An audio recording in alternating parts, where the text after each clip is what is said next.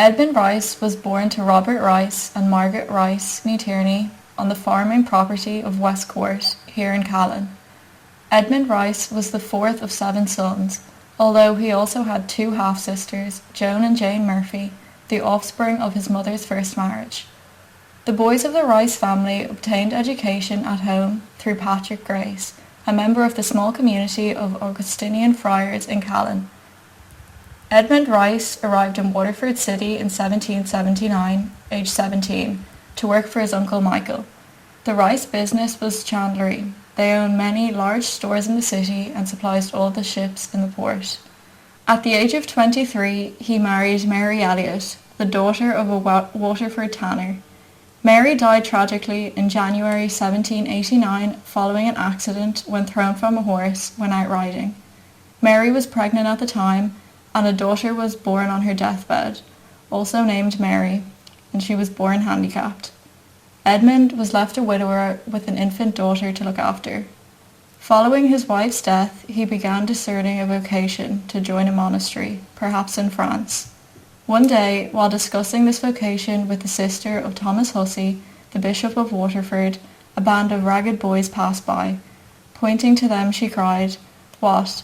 Would you bury yourself in a cell on the continent rather than devote your wealth and your life to the spiritual and material interest of these poor youths?"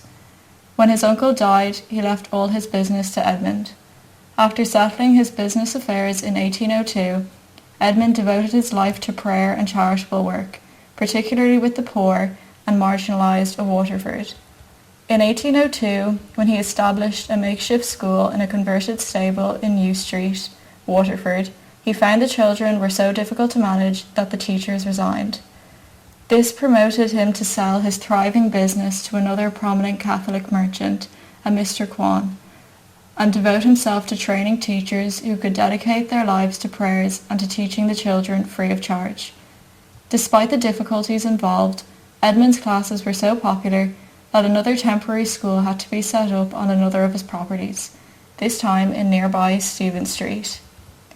The turning point of Rice's ministry was the arrival of 2 young men, Thomas Grosvenor and Patrick Finn, from his hometown of Callan. They came to him with the desire of joining a congregation, but had not decided which they would join.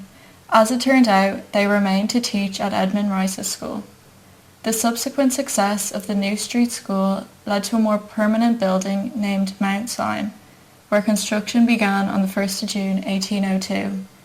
The Mount Sion Monastery was officially blessed by Bishop Hussey on the 7th of June 1803. Since the schoolhouse was not yet completed, Rice, Finn and Grosvenor took up residence but walked each day from Mount Sion to their schools on New Street and Stephen Street. On the 1st of May 1804, the adjoining school was opened and blessed by Hussey's successor, Bishop John Power, and their pupils transferred to the new building.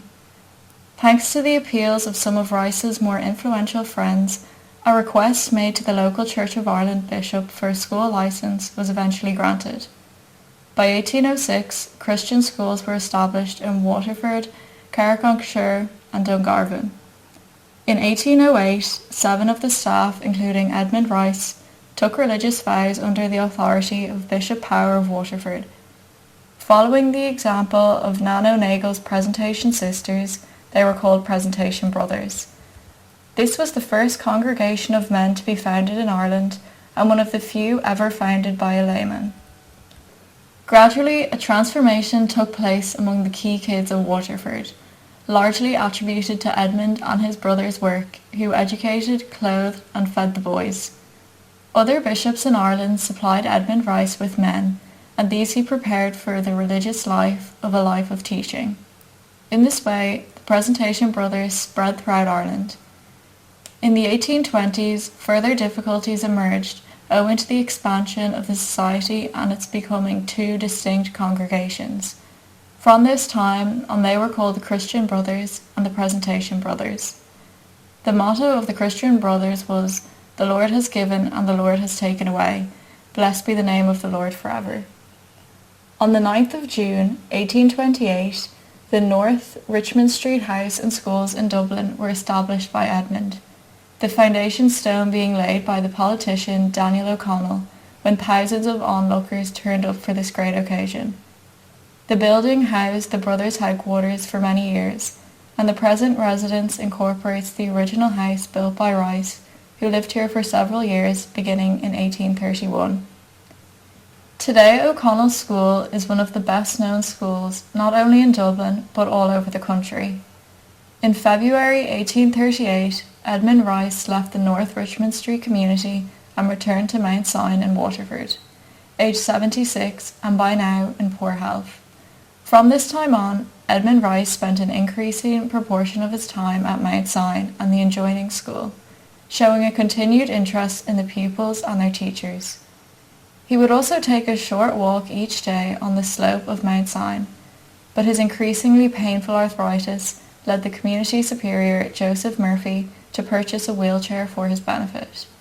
At Christmas time, 1841, Edmund's health took a turn for the worse, and even though expectations of his imminent death did not turn out to be justified, he was increasingly confined to his room.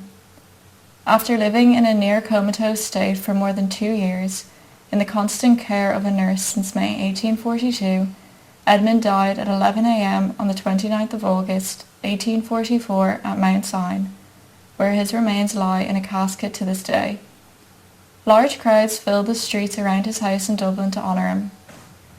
The first attempt to introduce Edmund cause to sainthood was in 1911 by Mark Hill, who travelled Waterford and other parts of Ireland collecting statements from people as to why they thought Edmund Rice should be made a saint, but very little progress was made. The cause was taken up by Pius Noonan, who was the Superior General at the time. With the help of Giovanni Battista Montoni, the future Pope Paul VI, the cause was officially opened in Dublin in 1957.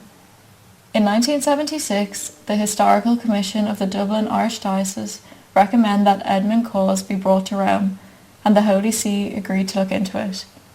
3 brothers had the burden of investigating archives and collecting evidence as to why Edmund should be declared a saint: Mark Hill, David Fitzpatrick, and Columba Normoyle. As a result of these investigations and the examination in Rome of the results, on the 2nd of April 1993, Pope John Paul II approved the pursual of the Roman phase of the cause, declaring Edmund Rice to be a venerable. These events paved the way for Edmund beatification on the 6th of October 1996 by Pope John Paul II. His official feast day is the 5th of May.